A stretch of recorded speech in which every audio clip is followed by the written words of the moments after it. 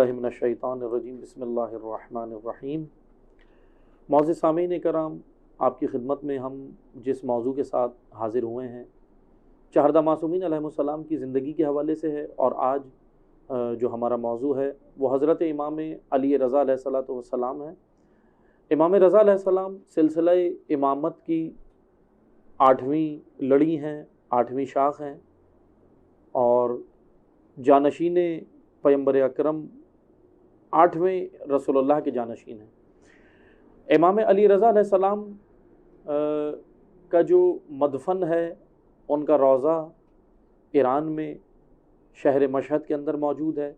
مومنین اس سے آگاہ ہیں، دنیا جانتی ہے کہ مشہد وہ نورانی جگہ ہے جو آج تانتا بندہ ہوا ہے حاجت مندوں کا، اور یقیناً باب شفا بھی وہیں پر موجود ہے کہ مریضوں کو وہ شفا ملتی ہے کہ وہ مریض جو دنیا میں کہیں بھی شفا یاب نہیں ہو سکتا، امام رضا علیہ السلام کے باب شفا سے شفا پاتا ہے۔ امام رضا علیہ السلام یہ وہ برگزیدہ ہستی ہیں تاریخ اسلام کی، یہ وہ برگزیدہ امام ہیں کہ مشہور و معروف ہونے کے ساتھ ساتھ مظلوم بھی بہت زیادہ۔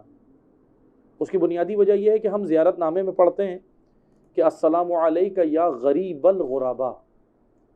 امام رضا علیہ السلام کے لیے یہ لفظ مخصوص کیا گیا ہے۔ کیوں؟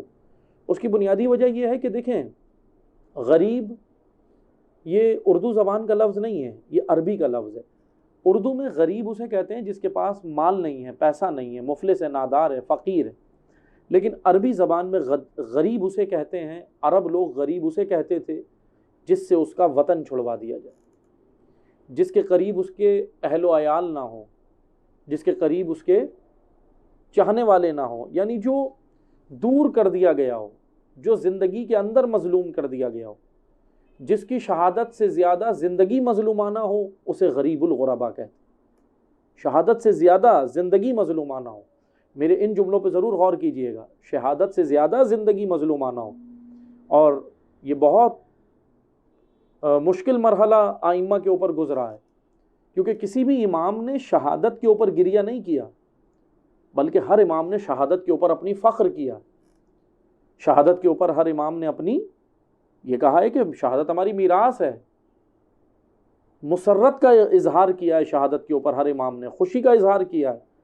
ہاں، اگر آئمہ معصومین کی آنکھوں میں آنسو آئے تو وہ ان کی زندگی کے اندر ان کے ساتھ لوگوں کے رویے کی وجہ سے آئے کہ لوگوں نے ان کے ساتھ کیا رویہ رکھا۔ امام رضا علیہ السلام کی زندگی، کیونکہ سلسلہ دروس چل رہے ہیں اور گزشتہ ایپیسوڈز میں نے آپ کی خدمت میں بیان کیا تھا امام موسیٰ کاظم کی زندگی کس طرح کٹھن رہی، کیسے 14 سال قید میں رکھا، اور پھر امام نے جو ہے وہ کس طرح اپنے چاہنے والوں کو میسیج دیتے رہے، پیغام دیتے رہے۔ اب امام رضا علیہ السلام کا جب دور آتا ہے تو ہوتا یہ ہے کہ ایک بڑا مسئلہ جو امام رضا کے سامنے تھا، انٹرنل ایشو میں بیان کروں گا، ایکسٹرنل تو تھے، انٹرنل ایک اندرونی ایشو میں بیان کروں گا، وہ یہ تھا کہ تشیع کے اندر فرقے کافی بن چکے تھے امام رضا کے دور میں۔ یہ بننا شروع ہوئے تھے امام زین العابدین کے دور سے ہی بننا شروع ہوئے تھے، یا میں اگر اور پیچھے لے کے جاؤں، آپ کو ڈیپ میں تاریخ میں گہرائی میں لے کے جاؤں تو مولا علی کے دور میں بھی بنے یہ فرقے، لیکن مولا علی نے ان کو پنپنے نہیں دیا۔ دور حکومت مولا علی کا تھا، اس وجہ سے مولا علی نے ان تشیع کے اندر اٹھنے والی آوازوں کو، ان فرقوں کو زیادہ جو ہے وہ چلنے نہیں دیا۔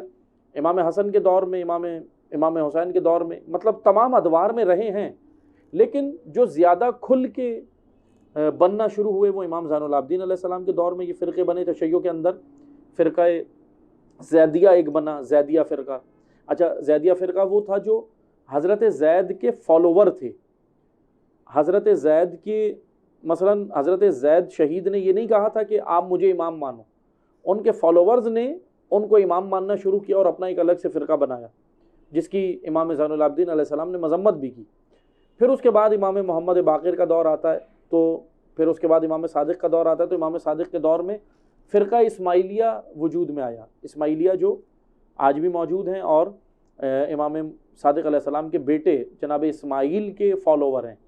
جناب اسماعیل نے بھی ان کو نہیں کہا کہ مجھے فالو کرو، بہرحال ان کے جو ہے وہ وفات کے بعد لوگوں نے ان کو اپنا امام بنایا اور آج بھی ان کے فالوور موجود ہیں۔ بہرحال جب امام موسیٰ کاظم کا دور آتا ہے تو فرقوں کی تعداد بڑھ چکی تھی، کافی بڑھ چکی تھی، اور امام صادق کے جو مثلاً یہ کہہ لیں کہ جو شاگرد تھے، ان شاگردوں کے فالوورز نے بھی الگ الگ کچھ فرقے بنائے تھے۔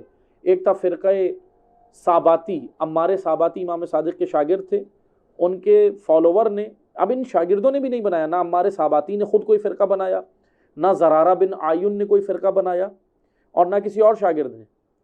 فرقہ زراریہ بنا، زرارہ کے فالوورز نے بنایا، زرارہ بن عیون کے۔ عمار صاباتی کے فالوورز نے فرقہ عماریہ بنایا، جو امام موسیٰ کاظم کے دور میں بھی تھا، لیکن امام رضا کے دور میں ان فرقوں نے زیادہ سر اٹھایا۔ ایک فرقہ امام رضا کے دور میں اور زیادہ موجود تھا، جو زیادہ تشیع کے اندر بن چکا تھا اور مضبوط ہوا تھا، اور وہ تھا فرقہ واقفیہ۔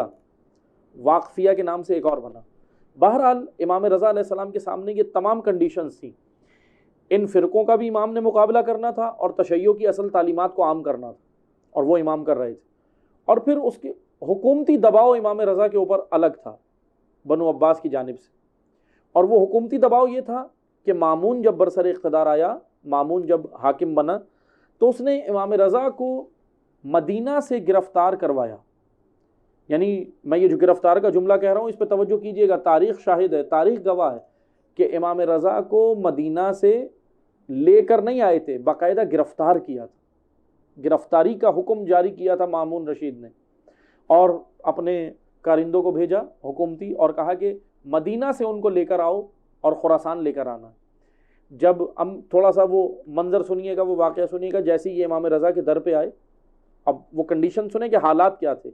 انہوں نے امام کے در پر جب دق الباب کیا، اس وقت جب امام نے آ کر کہا کہ کون ہے، کیا بات ہے، تو انہوں نے کہا کہ ہم حکومت کے سپاہی ہیں۔ کہا کیا بات ہے؟ کہا کہ آپ کو بادشاہ وقت نے بلایا ہے۔ اس کے لیے وہ جملہ امیر المومنین استعمال کرتے تھے کہ بادشاہ وقت نے آپ کو بلایا۔ تو امام رضا نے کہا کہ اگر میں تمہارے ساتھ چلنے سے انکار کر دوں تو تمہارا کیا جواب ہوگا؟ تو باقاعدہ انہوں نے اپنی عبائیں ہٹائیں اور اندر جو خنجر لگے تھے خنجر دکھائے، کہا کہ ہمیں حکم دیا گیا ہے کہ اگر آپ نہیں جاتے تو ہم آپ کو زبردستی لے کر جائیں گے۔ امام رضا نے ان کو وہیں باہر روکا، کہا کہ رک جاؤ۔ امام رضا اپنے گھر کے اندر آئے اور اپنے گھر والوں کو، اپنی فیملی کو، اپنے خاندان کو، اپنے گھر والوں کو، اپنے بچوں کو، اپنے جو خاندان کے لوگ موجود تھے گھر کے اندر، ان کو کہا کہ میری عزاداری کرو۔ یہ نہیں کہا امام حسین کی کرو، امام رضا نے کہا مجھ پر گریا کرو، میری عزاداری کرو۔ اس کی بنیادی وجہ کیا تھی؟ اب عزاداری کی حکمت بھی سنیں۔